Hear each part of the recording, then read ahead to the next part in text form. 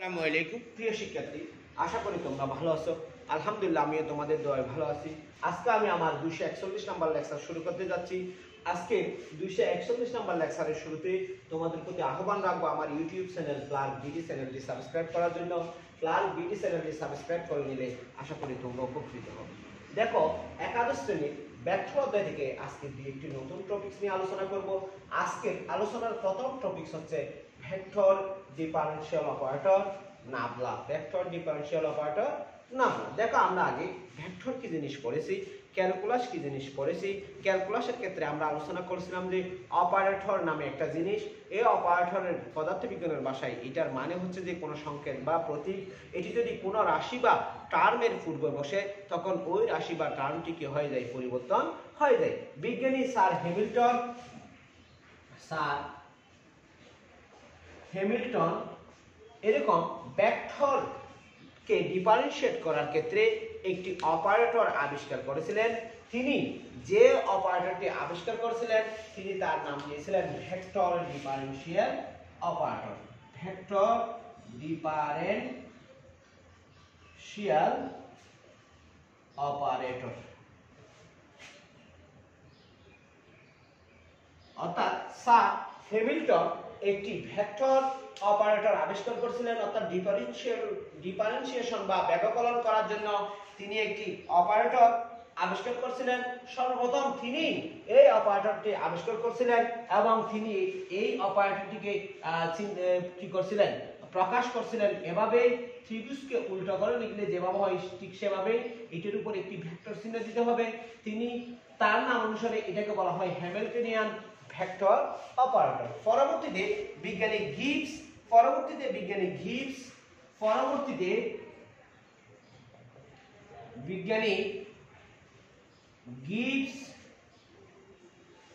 এই অপারেটরটির নাম রাখেন। পরবর্তীতে বিজ্ঞানী গিবস এই ভেক্টর ডিফারেনশিয়াল অপারেটরটির নাম রাখেন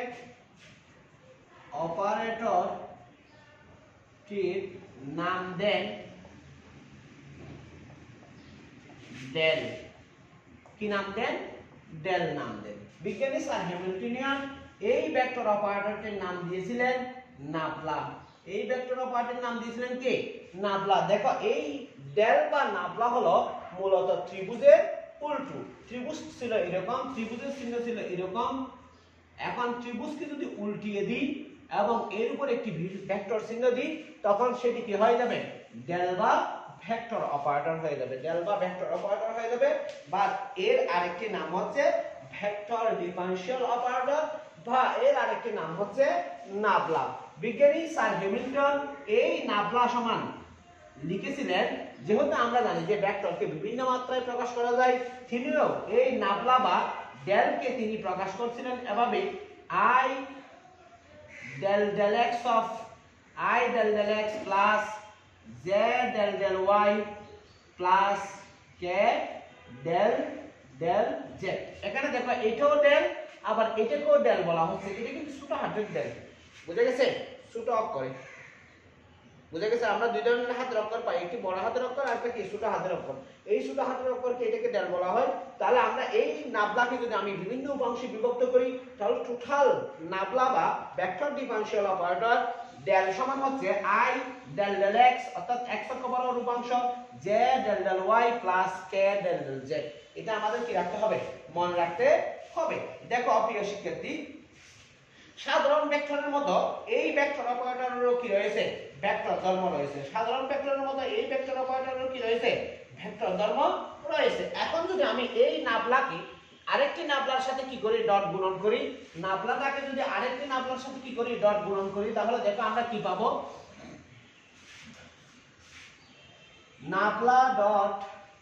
নাবলা সমান I del del x plus z del del y plus k del del z dot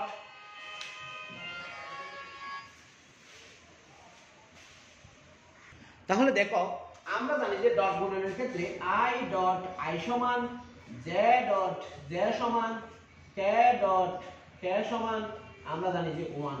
এখানেও আবার আমরা এটা জানি যে a ডট b সমান ax bx plus ay by plus az bz। তাহলে এখানেও আমরা সেই অনুযায়ী যদি গুণ করি তাহলে আমরা পাবো যে নাবলা ডট নাবলা সমান আমরা এখান থেকে পাবো এই যে i এর সাথে i গুণ হবে, তার মানে i ডট i সমান 1 del x into del x। আমি এটাকে লিখতে পারি del square del x square into i dot i plus del square del y square into z dot z plus del square del z square into k dot k। এখন দেখো তাহলে আমরা এখান থেকে পাচ্ছি এটা সমান যদি 1 হয়ে যায় তাহলে del square del x square into 1 plus del square del y square into 1 plus del square del z square into 1। তাহলে টোটালি পাচ্ছি del square del x square plus del square del y square plus del square del z square. তাহলে প্রিয় শিক্ষার্থী তোমরা দেখতে পাচ্ছ যে এই যে del বা নাবলাকে নাবলা দ্বারা ডট গুণন করলে del বা নাবলাকে নাবলা দ্বারা ডট গুণন করলে আমরা একটা কি পাচ্ছি স্কেলার রাশি পাচ্ছি। তাহলে তোমরা ভেক্টর ডিফারেনশিয়াল অপারেটর সম্পর্কে আশা করি নির্দিষ্ট ধারণা পেয়েছো। এখন আমরা দুইটা ক্ষেত্র সম্পর্কে একটু আলোচনা করব, ভেক্টর স্কেলার ক্ষেত্র এবং ভেক্টর ক্ষেত্র। স্কেলার ক্ষেত্র এবং কি ক্ষেত্র? ভেক্টর ক্ষেত্র। স্কেলার ক্ষেত্র এবং ভেক্টর ক্ষেত্র। দেখো আমরা প্রথমে স্কেলার ক্ষেত্র নিয়ে একটু আলোচনা করি। স্কেলার ক্ষেত্র বা স্কেলার ফিল্ড। স্কেলার ক্ষেত্র বা কি? Scalar field. দেখো কোন একটি ক্ষেত্রে মনে করো এই যে একটি ক্ষেত্র নিলাম আমি, এই যে একটি ক্ষেত্র নিলাম, এই ক্ষেত্রের সকল অংশে যদি একটি স্কেলার রাশির অস্তিত্ব সমভাবে বিদ্যমান থাকে, এই যে ক্ষেত্রটা নিলাম এই ক্ষেত্রের সব জায়গায় যদি একটি স্কেলার রাশির বৈশিষ্ট্য সমভাবে বিদ্যমান থাকে, অর্থাৎ এই ক্ষেত্রটির বিভিন্ন জায়গায় বা সম্পূর্ণ জায়গায় যদি স্কেলার রাশির সমস্ত বৈশিষ্ট্য বিদ্যমান থাকে, তখন ওই ক্ষেত্রটিকে আমরা স্কেলার ক্ষেত্র বলবো। ওই ক্ষেত্রটিকে আমরা কি ক্ষেত্র বলবো? স্কেলার ক্ষেত্র বলবো। আবার বলতেছি, একটি ক্ষেত্র যে ক্ষেত্রের সব বিন্দুতে একটি স্কেলার রাশির বৈশিষ্ট্য বিদ্যমান থাকবে সেই ক্ষেত্রকে আমরা বলবো স্কেলার ক্ষেত্র। স্কেলার ক্ষেত্র যদি একটি স্কেলার, এটাকে যদি আমি ফাই দ্বারা প্রকাশ করি তাহলে ফাই অফ একটি ত্রিমাত্রিক স্থানাঙ্ক ব্যবস্থায় স্কেলার ক্ষেত্র phi of x y z, এটা একটি কি স্কেলার ক্ষেত্র। এটা একটি কি স্কেলার ক্ষেত্র। এই ক্ষেত্রে phi of x y z একটি স্কেলার ফাংশন।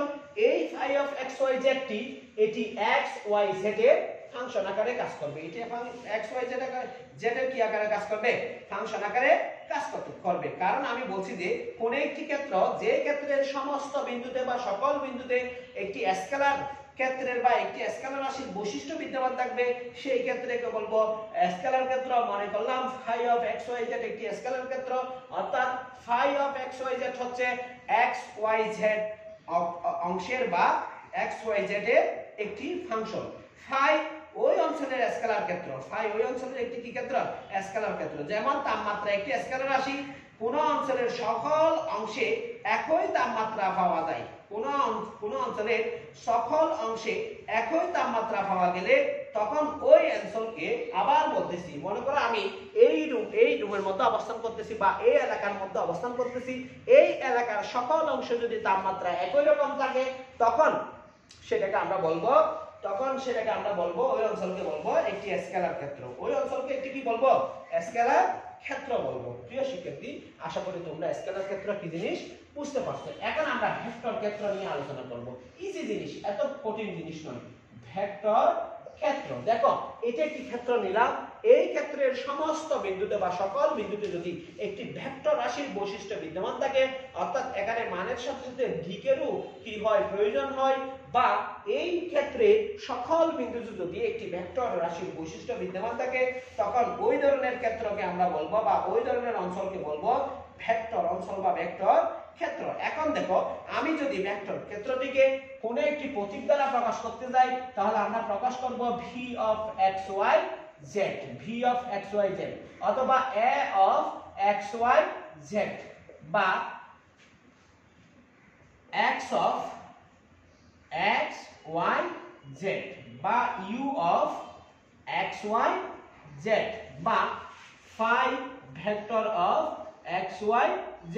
এখানে দেখো এই যে a v x u q x u phi বিভিন্ন ক্ষেত্র উপস্থাপন করলাম, সবগুলি ক্ষেত্রের মধ্যে এক একটি ভেক্টর বৈশিষ্ট্য বিদ্যমান থাকে বিধায় এই ক্ষেত্রগুলিকে আমরা কি বলতে পারি, এক একটি ভেক্টর ক্ষেত্র বলতে পারি। দেখো এই ভেক্টর v হচ্ছে xyz এর একটি ফাংশন, এই ভেক্টর a হচ্ছে একটি xyz এর ফাংশন, ভেক্টর x হচ্ছে একটি xyz এর ফাংশন, ভেক্টর u হচ্ছে xyz এর ফাংশন বা ভেক্টর phi হচ্ছে একটি xyz এর ফাংশন। তাহলে আমরা দেখতেছি যে কোন স্থানে একটি যদি আমি ক্ষুদ্র চৌম্বক শলাকা স্থাপন করি, কোন স্থানে একটি যদি ক্ষুদ্র চৌম্বক শলাকা স্থাপন করি, সেই ক্ষেত্রে এর চারপাশে চৌম্বক বলরেখা দ্বারা আবৃত হবে। অর্থাৎ কোন একটি মনে করো এই যে এখানে একটি যদি আমি চৌম্বক শলাকা স্থাপন করি, এখানে প্লাস এখানে মাইনাস বা আমি এখানে লিখলাম নর্থ পোল, এখানে লিখলাম সাউথ পোল।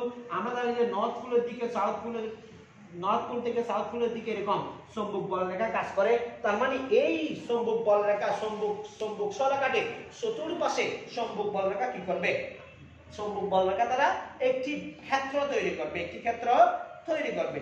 কয়েকটি চৌম্বক শলাকা আরেকটি চৌম্বক শলাকা যদি ক্ষেত্রে স্থাপন করি, আরেকটি চৌম্বক শলাকা যদি আমি ওই ক্ষেত্রের মধ্যে স্থাপন করি, সেই ক্ষেত্রে দেখা যাবে যে ওই চৌম্বক শলাকাটি একটি নির্দিষ্ট অঞ্চল জুড়িয়া বলরেখাগুলি কি করবে, ক্রিয়া প্রতিক্রিয়ার অস্তিত্ব পাওয়া যাবে। দেখো আমি যদি এখানে আরেকটা চৌম্বক শলাকা স্থাপন করি, এটা নর্থ পোল এটা সাউথ পোল, তাহলে এখানেও এরকম করে আকৃষ্ট হওয়ার কথা না। আবার দেখা যাবে যে এই চৌম্বক শলাকাকে কি করবে, আকর্ষণ করবে, সাউথ পোল নর্থ পোলকে আকর্ষণ করবে বা নর্থ পোল সাউথ পোলকে আকর্ষণ করবে। আমি যদি আরেকটা চৌম্বক শলাকা এভাবে স্থাপন করতাম, দেখো এটা নর্থ পোল এটা সাউথ পোল, তাহলে একে কি করবে, বিকর্ষণ করবে। তাহলে আমরা দেখতেছি যে কোন একটি চৌম্বক শলাকা একটি নির্দিষ্ট ক্ষেত্রে স্থাপন করার পর তার পাশে যদি আরেকটি চৌম্বক শলাকা স্থাপন করি, তাহলে তাদের মধ্যে যে বলরেখা তৈরি হয় সেই বলরেখাগুলির একটি নির্দিষ্ট অঞ্চল জুড়িয়ে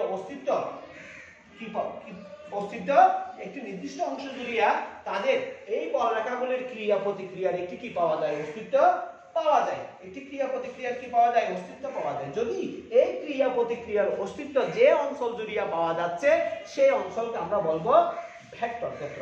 অর্থাৎ কারণ আমরা জানি যে এখানে চৌম্বক শলাকার মধ্যে দিক থাকে, চৌম্বক শলাকার মধ্যে যে আকর্ষণ বা যে বিকর্ষণ তৈরি হয়, যে ক্রিয়া প্রতিক্রিয়া তৈরি হয়, সেখানে একটি নির্দিষ্ট দিকের প্রয়োজন হয়, বা যে বলরেখাগুলি সৃষ্টি হয় সেই বলরেখাগুলির মধ্যে একটি নির্দিষ্ট দিকের প্রয়োজন হয়। সুতরাং একটি চৌম্বক শলাকা যদি আমি শুধুমাত্র একটি ক্ষেত্রে রাখি, সেই ক্ষেত্রে দেখা যাবে যে নর্থ পোল থেকে সাউথ পোলের দিকে চৌম্বক বলরেখা কাজ করবে। আবার যদি চৌম্বক শলাকাটির পাশে আরেকটি চৌম্বক শলাকা রাখি, সেখানে উভয় চৌম্বকের একই দিকে যদি বিপরীতধর্মী মেরু থাকে, সেই ক্ষেত্রে আকর্ষণ বল এবং বিপরীতধর্মী একইধর্মী মেরু থাকলে বিকর্ষণ বল কাজ করবে। এই আকর্ষণ বল বা বিকর্ষণ বল একটি নির্দিষ্ট অঞ্চল জুড়ে কাজ করবে বিধায় একে আমরা বলবো, এই নির্দিষ্ট অঞ্চলকে বলবো ভেক্টর ক্ষেত্র। সুতরাং ভেক্টর ক্ষেত্রের মধ্যে অবশ্যই ভেক্টর বৈশিষ্ট্য বিদ্যমান থাকবে ক্ষেত্রটির সব জায়গায় সমভাবে, এবং স্কেলার ক্ষেত্রে অবশ্যই একটি স্কেলার রাশির বৈশিষ্ট্য বিদ্যমান থাকবে সব জায়গায় সমভাবে। প্রিয় শিক্ষার্থী, তোমরা ভেক্টর ক্ষেত্র এবং স্কেলার ক্ষেত্র আশা করি বুঝতে পারছো। এখন আমরা একটা গাণিতিক সমস্যার সমাধান করব। দেখো এই ম্যাথটা তোমাদের জন্য সম্পূর্ণ নতুন, তোমরা যেহেতু আগে এই ধরনের কোনো ম্যাথ করো নাই, সেজন্য একটু বোঝার চেষ্টা করবা। দেখো যদি a vector of x equal 3x square minus 1 into I plus 2x minus 3 into z plus 6x square minus 4x into k হয়, তাহলে মান নির্ণয় করব যে ইন্টিগ্রেশন x সমান 1 থেকে x সমান 2, অর্থাৎ লিমিট দেওয়া আছে, সীমা দেওয়া আছে, x সমান 1 থেকে x সমান 2 সীমার মধ্যে ইন্টিগ্রেশন x of dx বাইর করব। ইন্টিগ্রেশন x of কি বাইর করব, dx বাইর করব। এখন দেখো দেয়া আছে a vector of x equal 3x square minus 1 I plus 2x minus 3 z plus 6x square minus 4x into k এটা দিয়ে আছে। আমাকে বের করতে বলছে যে integration of x equal 1 to x equal 2, অর্থাৎ সীমা হচ্ছে x সমান 1 থেকে x সমান 2, এবং নির্ণয় করব যে কি a vector of x dx এটা নির্ণয় করব। তাহলে দেখো এটাকে যদি আমি এই যে এটা ax কে যদি এখন দেখো এই যে এখানে a ভেক্টর অফ x এটা এখানে বসাই দেব, এই যে এই জায়গায় বসাই দেব ইন্টিগ্রেশন x সমান 1 ইন্টিগ্রেশন x সমান 2 a ভেক্টর অফ x এর মান ছিল এটা। দেখো আমি একটু তৃতীয় বন্ধনী দিয়ে লিখতেছি 3x square minus 1i plus 2x minus 3 z একক vector plus 6x square minus 4x k একক ভেক্টর। তাহলে এর এটা ছিল x এর মান, দেখো a ভেক্টর অফ x এর মান, এরপর আছে কি ডিফারেনশিয়াল অপারেটর dx আছে। তাহলে এখন আমি একটু সেপারেট করে ফেলবো, অর্থাৎ এখানে তিনটা অংশ আছে, তিনটা অংশের সেপারেট ভাবে ইন্টিগ্রেশন করব। যদি তিনটা অংশের সেপারেট ভাবে ইন্টিগ্রেশন করি x সমান 1 টু x সমান 2 ইন্টিগ্রেশন x সমান 1 টু x সমান 2, দেখো এখানে আমি একটু ভাগ করে লিখতেছি 3x square minus 1i dx plus integration 0 to 1 to 2 x সমান 2 এটা হবে কি 2x minus 3z dx plus integration x সমান 1 টু x সমান 2 ইন্টিগ্রেশন x সমান 1 টু 2 এখানে থার্ড টার্ম হচ্ছে কি 6x square minus 4x k dx k dx। এখন আমরা সেপারেট ভাবে একটু কি করব, সমাকলন করব। সেপারেট ভাবে সমাকলন করলে দেখো কি পাই আমরা, সেপারেট ভাবে যদি সমাকলন করি সেই ক্ষেত্রে কি পাই দেখো, আমি আইটা ধ্রুব রাশি বা একক ভেক্টর, আমি ভেক্টরটাকে বের করে দেব, ভেক্টরটাকে কি করে দেব একটু বের করে দিয়ে রাখবো। ভেক্টরটাকে যদি আমি একটু বের করে দিয়ে রাখি তাহলে দেখো আমরা কি লিখতে পারি, i একক ভেক্টর ইন্টিগ্রেশন x সমান 1 x সমান 2 মান ছিল কত 3x square minus 1 dx plus z টা বের করে দিলাম ইন্টিগ্রেশন x সমান 1 x সমান 2 2x minus 3 dx plus k টা বের করে দিলাম ইন্টিগ্রেশন কি আছে দেখো ইন্টিগ্রেশন x সমান 1 টু 2 x সমান 1 টু x সমান 2 6x square minus 4x dx। এখন দেখো আমরা আরেকটু সেপারেট করে ফেলবো, আরেকটু যদি সেপারেট করি দেখো আমি বুঝার সুবিধার্থে একটু ইলাবোরেটলি করতেছি। আরেকটু সেপারেট করলে দেখো আমি আইটা রেখে দিলাম, তৃতীয় বন্ধনী দিলাম, আমি এগুলিকেও ভেঙে ফেলবো। ভেঙে ফেললে দেখো এরকম কি আসে integration x to 1 x to 2 এখানে প্রথমে 3x স্কয়ার আছে 3x স্কয়ার লিখলাম dx লিখলাম, দেখো গুণ করে ফেলতেছি minus integration x equal 1 to x equal 2, দেখো এখানে 1 ইনটু dx, তাহলে আমি শুধুমাত্র dx লিখতে পারি, আমার বন্ধনীর কাজ শেষ। এবার দ্বিতীয়টা আসবে z, তাহলে আমি দ্বিতীয় বন্ধনী দিলাম ইন্টিগ্রেশন x সমান 1 টু x সমান 2, আমি এটাকেও সেপারেট করে ফেলবো 2x dx minus integration x সমান 1 টু x সমান 2 এখানে 3 ইনটু dx আছে না 3 dx, এটাও শেষ তৃতীয় বন্ধনীর কাজ। আবার এখানে আসবো k, দেখো ইন্টিগ্রেশন x সমান 1 টু x সমান 2 6x square dx minus integration x সমান 1 টু x সমান 2 4x dx, এটাও তৃতীয় বন্ধনীর কাজ শেষ। আমি শুধুমাত্র তোমরা বোঝার জন্য একটু ইলাবোরেটলি করার চেষ্টা করতেছি। দেখো প্রিয় শিক্ষার্থী, তাহলে আমরা কি পাই দেখো, এখান থেকে আমরা লিখতে পারতেছি, দেখো এখানে ধ্রুব রাশিগুলো একটু বের করে দেব। ধ্রুব রাশি বের করে দিলে i রেখে দিলাম, তৃতীয় বন্ধনী দিলাম, দেখো এখানে ধ্রুব রাশি বের করে দিলে 3 বের হয়ে যাবে ইন্টিগ্রেশন x সমান 1 x সমান 2, কারণ আমি ধ্রুব রাশি কোনো পরিবর্তন হয় না সুতরাং এটাকে পরিবর্তন করতে পারবো না। এখানে x square dx minus integration 0 to 1 integration x সমান 1 টু x সমান 2 dx প্লাস z ইন্টিগ্রেশন দেখো এখানে ধ্রুব রাশি 2 আছে, 2 কে বের করে দিলাম x সমান 2 x সমান 1 এখানে x dx মাইনাস এখানে কি আছে দেখো 3 ধ্রুব রাশি আছে 3 কে বের করে দেব ইন্টিগ্রেশন x সমান 1 টু x সমান 2 দেখো 3 কে বের করে দিলাম, বাকি থাকে dx। একইভাবে k ইন্টিগ্রেশন, দেখি ইন্টিগ্রেশন এখানে কি আছে 6 আছে, 6 বের করে দেব। ইন্টিগ্রেশন x সমান 1 টু x সমান 2 x স্কয়ার dx মাইনাস এখানে 4 আছে, 4 কে বের করে দেব। ইন্টিগ্রেশন x সমান 1 টু x সমান 2 x dx। এখন দেখো, এখন আমরা মূল কাজে যাব। মূল কাজ হচ্ছে দেখো আমরা যেগুলি আছে শুরু থেকে সেগুলি রেখে দেব, যেগুলি আছে শুরু থেকে সেগুলি আমরা কি করব, রেখে দেব, বাকিগুলি মান বসাবো। দেখো এখানে i তৃতীয় বন্ধনী, এখানে দেখো ইন্টিগ্রেশন আমরা ডিফিনিট ইন্টিগ্রেশন গুলি অর্থাৎ মানগুলি একটু পরে রাখবো, শুধুমাত্র ইন্টিগ্রেশন করব। আমাদের ইন্টিগ্রেশনের সূত্র হচ্ছে x to the power n dx, integration x to the power n dx সমান হচ্ছে x to the power n plus 1 by n plus 1। তাহলে এখানে একটু হিসাব করো, এখানে হিসাব করলে আমরা 3 তে রাখলাম, এই যে x স্কয়ার dx কে যদি আমি হিসাব করি তাহলে আমরা পাবো x to the power 2 plus 1 by 2 plus 1।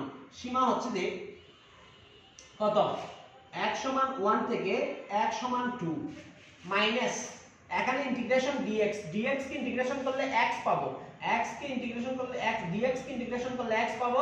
সীমা হচ্ছে x সমান 1 থেকে x সমান 2।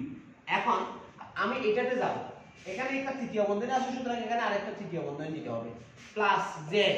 এখানেও আমরা একই ভাবে যাব, দেখো 2 টা রেখে দিলাম, 2 রেখে দিলাম, এখানে x কে ইন্টিগ্রেশন করলে আমরা পাবো x to the power 1 plus 1 by 1 plus 1। সীমা হচ্ছে x সমান 1 থেকে x সমান 2 মাইনাস 3 রেখে দিলাম, x dx কে ইন্টিগ্রেশন করলে x পাবো, x এর সীমা হচ্ছে x সমান 1 থেকে x সমান 2। তৃতীয় বন্ধনীতে অ্যাড করলাম। এখন দেখো পরবর্তী টার্ম প্লাস k ভেক্টর রেখে দিলাম, এই তৃতীয় বন্ধনীতে দিলাম 6 রেখে দিলাম, x স্কয়ার কে ডিভাইডেশন করলে আমরা পেয়েছিলাম x to the power 2 plus 1 by 2 plus 1। সীমা ছিল x সমান 1 থেকে x সমান 2 মাইনাস 4 রেখে দিলাম, x কে ইন্টিগ্রেশন করলে আমরা পাবো x to the power 1 plus 1 by 1 plus 1। সীমা ছিল x সমান 1 থেকে x সমান 2। এখন আমাদের কাজ হচ্ছে মান বসানোর কাজ। কিসের কাজ? মান বসানোর কাজ। একটু দেখো i রেখে দিলাম, এখন তৃতীয় বন্ধনীটা দিলাম, এই 3 রেখে দিলাম, এখানে আছে কি দেখো x cube by 3, x cube by 3 আছে কি না, এই x কিউব বাই 3 সীমা ছিল আমি x সমান 1 x সমান 2 দিচ্ছি না, 1 2 দিচ্ছি, ঠিক আছে, মাইনাস এখানে আমি মানটা বসিয়ে দিচ্ছি, একবার 2 বসাবো, একবার 1 বসাবো, সর্বোচ্চ মান থেকে সর্বনিম্ন মান বসাবো, তৃতীয় বন্ধনীর কাজ শেষ। প্লাস z, এখানে আমি 2টা রেখে দিলাম, এখানে দেখো আমরা পাবো x square by 2, x square by 2 হলে এখানে হবে 1 টু 2 মাইনাস এখানে 3 রাখলাম, 3 রেখে আমি এখানে মানগুলো যদি বসাই দিই 2 মাইনাস 1 প্লাস এখানে দেখো তৃতীয় বন্ধনী দিতে হবে, এখানে k ভেক্টরটি দেব, এখন k ভেক্টরটি দেওয়ার পর তৃতীয় বন্ধনী দেব, 6 রেখে দিলাম, এখানে দেখো x কিউব বাই 3 আসবে, x কিউব বাই 3 আসবে, মান হচ্ছে 1 থেকে 2 মাইনাস এখানে 4 রেখে দিলাম, এখানে x cube x square by 2 আসবে, মান হচ্ছে 1 টু 2। তৃতীয় বন্ধনী শেষ করলাম। প্রিয় শিক্ষার্থী, আশা করি তোমরা বুঝতে পারছো। এখন দেখো এখন কি করা যায়, এখন আমরা যদি একটু মানগুলি বসাই, আমি আইটা রেখে দিলাম, এখান থেকে এই 1/3 যেহেতু ধ্রুব রাশি, এটা বের করে দেব, এটা যদি বের করে দিই দেখো 3 ইনটু 1/3, তাহলে বাকি থাকবে কি x কিউব, x কিউবের আমি উপরে নিচে মান বসাবো, মান বসালে দেখো x কিউব মানে হচ্ছে যে কি আসছে 3, x এর মান যদি আমি 2 বসাই, x এর মান যদি কত বসাই, আমি সরাসরি লিখি 3 ইনটু x এর মান বসাবো একবার কত 2, তাহলে 2 whole cube by 3 minus 1 whole cube by 3। দ্বিতীয় বন্ধনী শেষ করলাম, দ্বিতীয় বন্ধনী শেষ করলাম, এখানে থাকতেছে কত 2 থেকে 1 গেলে আর 1 থাকতেছে, তৃতীয় বন্ধনী শেষ করলাম। একইভাবে z সমান দেখো আমি তৃতীয় বন্ধনী দিলাম, এখানে 2 আছে 2 রাখলাম।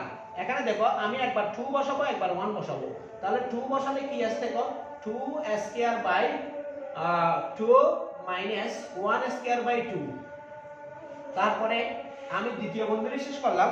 এখানে কি আসছে দেখো মাইনাস 3 ইনটু 2 থেকে 1 গেলে 1। আমি তৃতীয় বন্ধনী শেষ করলাম প্লাস কে লিখলাম। দেখো এখানে তৃতীয় বন্ধনী দিলাম 6। আমি মান বসাবো x এর একবার মান আছে কত 2 আর একবার মান আছে 1।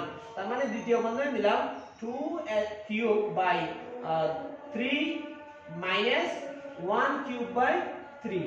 দ্বিতীয় বন্ধনী শেষ করলাম মাইনাস 4 ইনটু দ্বিতীয় বন্ধনী দিতে হবে প্রথমে 2 বসাবো 2 square by 2 minus 1 square by 1। তৃতীয় বন্ধনী শেষ এবং তৃতীয় বন্ধনী শেষ করলাম। দেখো প্রিয় শিক্ষার্থী i একক ভেক্টর রাখলাম। এখন এখানে কি আসে দেখো 3 ইনটু 2 দুগুণে 4 4 দুগুণে 8 8/3 মাইনাস 1/3 মাইনাস 1 প্লাস z এখানে 2 ইনটু দেখো 2 ইনটু কি আসবে 2 দুগুণে 4 ভাই 2 মাইনাস হাফ মাইনাস 3 কে 3। তৃতীয় বন্ধনী শেষ করলাম। একটু নিচে চলে যাচ্ছি দেখো কে এখানে আসতেছে কত তৃতীয় বন্ধনী দিলাম 6 ইনটু 2 দুগুণে 4 4 দুগুণে 8/3 মাইনাস 1/3 মাইনাস 4 ইনটু দেখো এখান থেকে কি আসতেছে 4/2 মাইনাস হাফ মাইনাস কত হাফ। তৃতীয় বন্ধনী শেষ করলাম। প্রিয় শিক্ষার্থী আশা করি তোমরা বুঝতে পারতেছো একদম ইজি একটা জিনিস। আমি ইলাবোরেটলি করতেছি এজন্য একটু লম্বা মনে হচ্ছে যে দেখো আমি i দিলাম। এখান থেকে কি লেখা যায় দেখো এখান থেকে 3 ইনটু দেখো এটা লসাগু করলে এরকম পাবো নিচে 3 উপরে 8 minus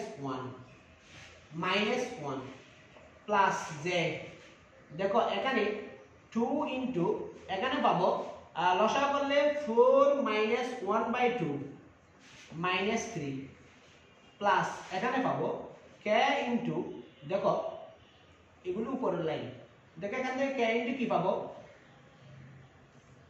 6 into 8 minus 1/3 8 minus 1/3 minus 4 into 4 minus 1/2। তৃতীয় বন্ধনী শেষ করলাম। এখন দেখো i একক ভেক্টর এই 3 এর সাথে এই 3 কাটাকাটি যাবে 8 থেকে 1 গেলে 7 7 বিয়োগ 1 7 বিয়োগ কত 8 থেকে 1 গেলে কত 7 7 বিয়োগ 1 প্লাস এখানে z দেখো এখানে 2 2 কাটাকাটি গেছে বাকি থাকবে 3 থেকে 7 থেকে 1 গেলে 3 3 বিয়োগ 3 প্লাস এখানে এটা যদি কাটলে এটা 2 আসবে 8 থেকে 1 গেলে 7 7 দুগুণে 14 7 দুগুণে কত 14 আমি 14 লিখলাম মাইনাস এটা কাটলে 2 দুগুণে 4 এখানে 3 থাকবে 3 দুগুণে 6। দেখো প্রিয় শিক্ষার্থী i তাহলে এখানে 7 থেকে 1 গেলে কত 6 তাহলে আমি 6i লিখতে পারি। এটা হয়ে যাবে j ইনটু 0 j ইনটু কত 0 এখানে 14 থেকে 6 গেলে 8 তার মানে 8k লিখতে পারি। তাহলে আমরা পাচ্ছি 6i প্লাস 8k কত সমান পেয়েছিলাম আমরা পেয়েছিলাম যে ইন্টিগ্রেশন অফ x সমান 1 টু x সমান 2 ax অফ dx। তাহলে এই integration of ax of dx কে যদি x সমান 1 থেকে 2 সীমার মধ্যে সমাকলন করি তাহলে তার মান পাবো 6i প্লাস 8k। প্রিয় শিক্ষার্থী আশা করি তোমরা বুঝতে পারছো। আজকে এই পর্যন্ত। আমরা আগামী এপিসোডে নতুন কোনো টপিকস নিয়ে তোমাদের সামনে হাজির হব। আসসালামু আলাইকুম ওয়া রাহমাতুল্লাহি ওয়া বারাকাতুহু।